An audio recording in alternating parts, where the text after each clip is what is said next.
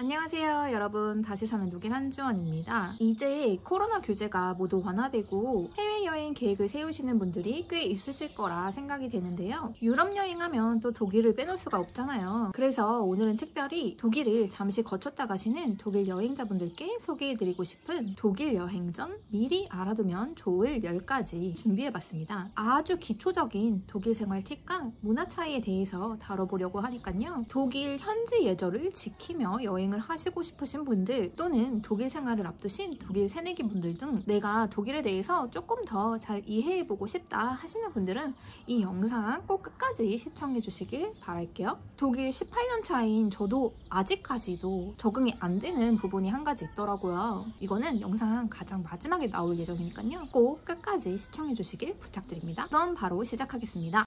독일 여행 전 미리 알아두면 좋을 10가지. 첫 번째, 멀디 먼 주요 도시들. 제가 독일에 오래 살다 보니 한국에 있는 저희 가족이나 친구들이 저를 방문했던 적이 꽤 있었는데요. 독일이 처음이신 분들이 꼭 공통되게 오해하시는 부분이 한 가지 있어요. 뭐냐 하면 독일 내에 유명한 도시들 내지는 가까운 다른 유럽 나라의 여행이 굉장히 수월할 거라고 생각을 하시더라고요. 독일 가니까 내가 베를린 갔다가 하이델베르크 갔다가 뮌헨 갔다가 함버그 갔다가 옆 나라 프랑스도 가까우니까 파리도 찍고 와야지, 이렇게 그냥 간단하게 유명한 도시를 돌고 오시겠다, 그렇게 마음을 먹으시는 분들이 꽤 계시거든요. 정말로. 근데 제가 그 마음은 너무 잘 아는 게, 한국에서 유럽 나오는 게 정말 말처럼 쉽지가 않잖아요. 그러니까 당연히 나온 김에 여기저기 유명하다는 곳은 다 둘러보고 가시고 싶으신 그 마음은 제가 너무 잘 이해를 하는데, 근데 만약에 여러분 입장 바꿔서, 제가 지금 한국을 못 간 지가 한 4년이 됐는데 되게 오랜만에 한국에 나간다. 그래서 제가 만약에 일주일 안에 대전 갔다가 전주에 갔다가 부산에 갔다가 내려간 김에 제주도까지 들렸다가 동해바다도 아름다우니까 동해바다도 찍고 와야지, 이런 계획을 세워요. 그럼 여러분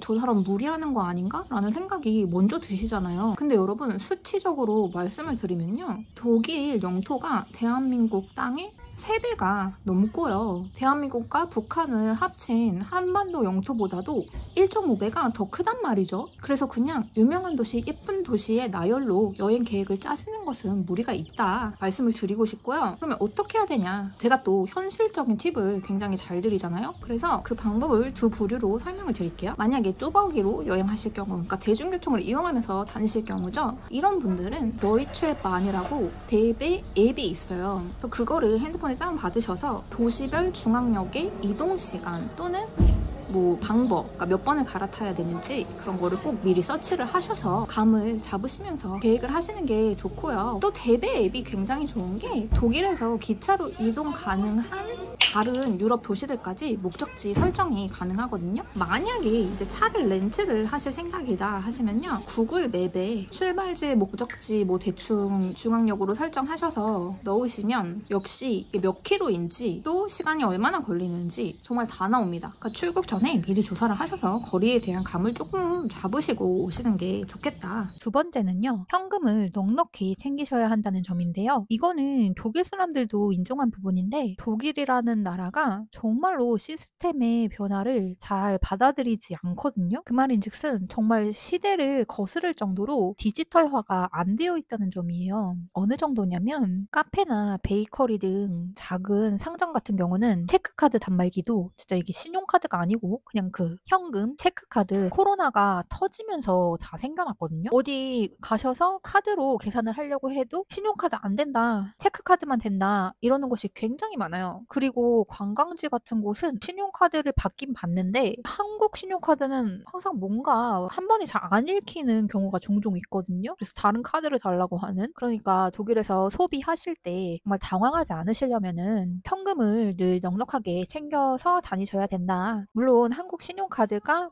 유럽에서 어디서나 현금 서비스가 된다 하는 곳이라면 문제가 없겠죠. 세 번째는 자전거 도로입니다. 독일은요, 자전거를 룰루랄라 취미로 탄다기보다는 이동 이동수단 중에 하나로 여겨지는 경우가 많거든요. 그러니까 자전거 운전자에 대한 교통법규도 따로 있어서 이제 저희 아이가 갈 초등학교 같은 경우에는 정말 경찰 아저씨가 학교로 오셔서 자전거 교통법규, 주행하는 법 이런 거를 가르쳐주는 그런 수업을 진행해 주신다고 하더라고요. 그러니까 여러분이 만약에 보행자로 어느 길을 다니실 때 그 자전거 도로 위로 걸으시면은 절대로 안 된다.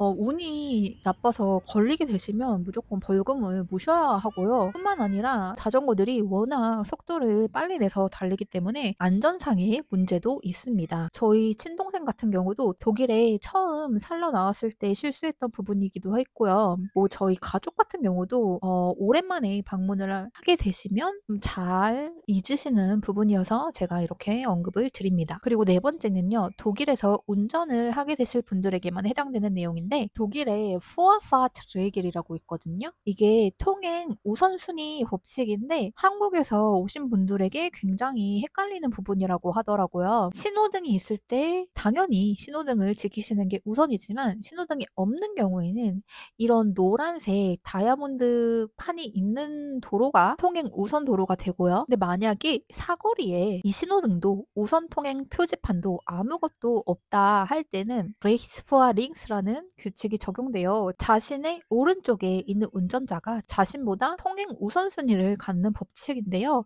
잠깐 찾아보니까 한국도 이렇다고 하더라고요. 근데 이제 저는 찐 인프피여가지고 바로 드는 생각이 이제 사거리에 차 4대가 동시에 있으면 어떻게 하냐 이런 생각이 딱 떠오르거든요. 그래서 구글에 찾아보니까 그냥 손짓, 발짓으로 서로서로 양보하면서 가라고 돼 있더라고요. 아무튼 저는 독일에서는 면허가 없는 뚜벅이이므로 더 자세히는 잘 모르고요. 여기까지만 설명을 드리고 넘어가겠습니다. 이제 5번째는요. 물과 화장실은 공짜가 아니라는 점입니다. 레스토랑이나 베이커리에 여러분들이 손님으로 가시는 경우를 제외하고는 거의 모든 공중 화장실에서 요금을 내셔야 된다고 생각하시는 게 맞고요. 또 제가 한국에 갈 때마다 굉장히 놀라는 점이 진짜 막 우리나라 최고다 막 이렇게 생각이 드는 점이 식당에서 물을 무료로 무한 리필을 해준다는 점이거든요. 그러니까 여러분들은 여기 나오셨을 때 정확하게 그 반대의 경우 때문에 놀라게 되실 것 같고요. 맥주값보다 비싼 물 가격에도 아마 놀라게 되실 거라고 생각이 됩니다. 근데 이제 무료로 제공되는 물이 있긴 해요. 라이총스파서라 그러죠. 그러니까 수돗물. 근데 제가 솔직히 지금까지 살았던 동네들에서 설거지를 하고 난 이후에 보면 늘 그 석회 자국이 남아있단 말이에요. 분명히 석회가 많았거든요. 근데 살았던 동네마다 그 주위 사람들이 했던 소리가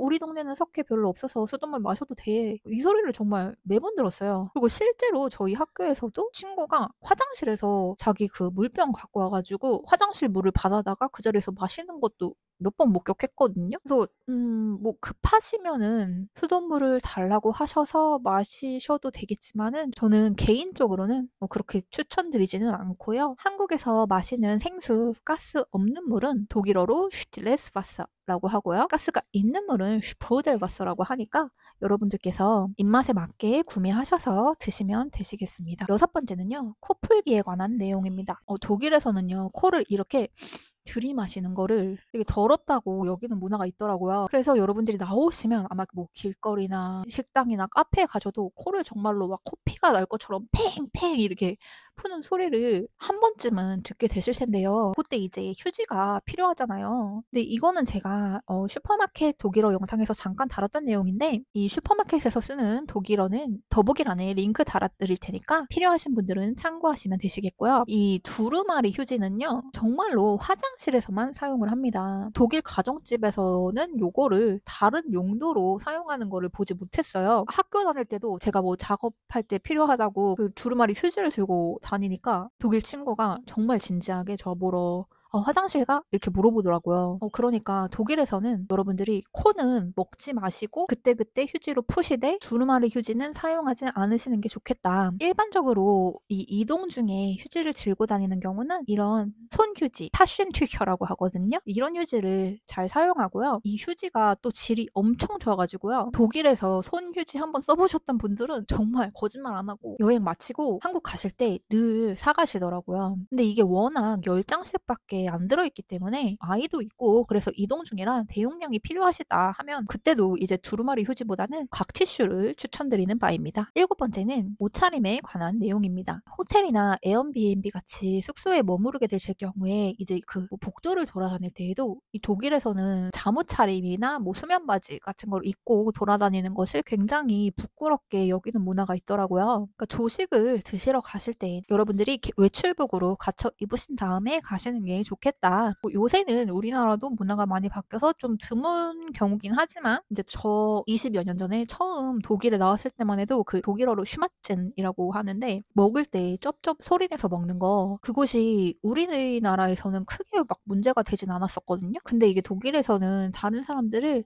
굉장히 불쾌하게 만드는 행동이라고 생각을 하더라고요. 그래서 저는 처음 독일에 왔을 때 이전부터 고쳤어야 했기에 이 부분도 말씀을 드리고 넘어갈게요. 다시 옷차림으로 돌아와서 한국에서 흔히 쫄이라고 부르는 고무 그 슬리퍼 있잖아요. 그것도 이 사람들은 실내 수영장 안에서만 신는다라는 인식이 있더라고요. 왜냐하면 수영장 안에 외부 신발을 신고 입장하시는 게 안 되기 때문에 항상 따로 챙겨가는 용도로 사용을 하거든요. 길거리나 이렇게 외부에서 이런 쪼리를 신고 다니는 독일 사람은 아마 여러분들께서 찾아보기 힘드실 거다. 함께 알아두시면 좋겠습니다. 이제 8번째는 영업 종료 시간입니다. 그러니까 독일에서 일정 짜실 때 늘 여러분들께서 염두를 하셔야 하는 부분인데요. 백화점이나 옷가게, 상점 같은 경우는 8시면은 문을 다 닫는다고 보시면 되십니다. 그러니까 24시간 영업 이런 거 없어요. 그나마 독일도 요새는 좀 많이 좋아져서 슈퍼마켓 같은 곳이 밤 9시, 10시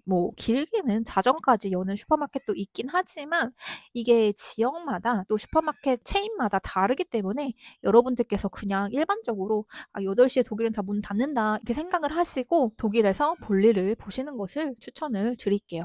그리고 여름 같은 경우는 해가 기니까 지금도 저녁 7시가 다 돼가는 시간인데 더 이제 앞으로 길어지겠죠? 그러니까 해당 사항이 없지만 만약에 겨울에 독일로 오시는 분들은 알아두시면 좋은 게 독일이 되게 가로등 사이도 엄청 넓고 불도 웬만하면은 켜지 않기 때문에 일반적으로 굉장히 어둡다라는 점. 그래서 고속도로에서 운전할 때 저희 남편 같은 경우는 굉장히 신경이 쓰인다고 하더라고요. 함께 알아두시면 좋을 것 같고 또 제일 중요한 점 존탁 주일이죠. 일요일은 레스토랑 빼고는요 정말 문을 다 닫습니다. 베이커리 같은 경우도 오전에만 문을 여니까요 쇼핑하시거나 장 보실 일이 있으시다면 일정을 일요일로 잡으시면 안 되시겠고요. 단 한 가지 팁이라면 대도시 중앙역 같은 경우는 일요일에도 상점들이 문을 열기 때문에 급하신 경우 그쪽을 이용하시면 될 것 같습니다. 9번째는요. 숫자 표현입니다. 쓰기도 참 굉장히 다르긴 하지만 이제 일반적으로 말할 때 이 손가락으로 숫자를 이렇게 가르쳐야 되는 경우가 있을 수 있잖아요. 근데 이 표시를요. 여러분들이 한국에서 하시는 대로 하시면 상대방이 더 헷갈려하는 경우가 생겨요. 그러니까 왜냐면 독일은 엄지부터 이렇게 1 이렇게 세기 때문이에요. 그러니까 만약에 여러분들이 뭐가 2개가 필요하다 하실 때 한국처럼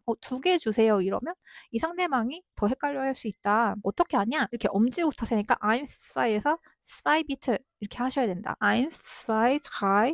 근데 4는 이거 너무 어려운 것 같아요. 4는 이렇게 했던 것 같아요. 그다음에 5. 아무튼 2개, 3개는 한국식으로 하시면 좀 헷갈려하는 경우가 생긴다. 그것도 염두에 두시면 좋겠습니다. 자, 마지막으로 이거는 독일 생활 18년 차인 저도 아직까지도 적응이 안 되는 부분인데 종종 저의 개인 정보를 써야 할 일이 있을 때 이렇게 빨간 펜을 주시는 분들이 계세요. 이제 독일은 워낙 서류 중심의 나라인데다가 원본을 굉장히 중요시하는 나라기 때문에 원본 서류 작성할 때는 검정색보다는요 파란색을 선호하더라고요. 복사본이 아니라는 그런 증명으로. 근데 그날 그분이 파란 펜이 없다 하실 경우에 검정색보다는 빨간 펜을 건네주실 수도 있으니까 빨간 펜으로 여러분들의 이름을 쓰시는 게 좀 당황스러우실 수도 있겠지만 그냥 이런 게 문화 차이구나 생각하시고 자연스럽게 작성을 하시면 될 것 같습니다. 자, 오늘 제가 준비한 내용은 여기까지고요. 이 영상이 마음에 드셨다면 좋아요를 부탁드릴게요. 제 다시 사는 독일 채널에서는 저의 오랜 기간 독일 생활 경험을 담아서 독일어에 대한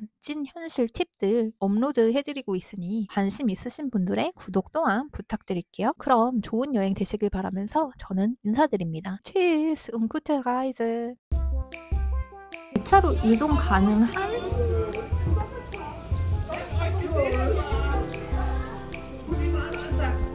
Deutscher Meister wie nur der FCB. 대대 앱이 굉장히 좋은 게 왜 안 가냐.